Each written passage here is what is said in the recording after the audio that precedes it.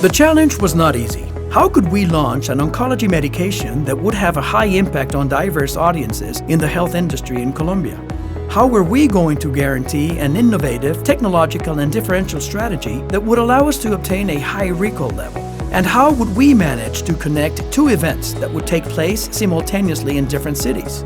After a lot of thinking, our creative team decided to take advantage of the video podcast format, which is one of the main current trends in communication. This allowed us to develop a storytelling in which we proposed a series of academic meetings, segmenting the audiences of our ally.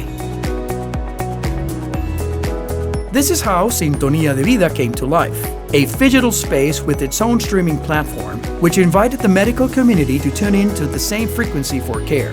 We created a fresh, dynamic, and disruptive proposal, combining creativity and technology. This, in turn, broke with the standard traditional medical events, bridging the distance gap using holograms that allowed us to create an interactive experience in which the speakers located in different cities communicated as if they were next to each other. As a result, we were able to impact nearly 230 stakeholders in the health industry. We obtained an average engagement rate of 73% on our encounters and close to 1,300 interactions on our virtual platform, a challenge that continues with the constant struggle to transform the lives of cancer patients.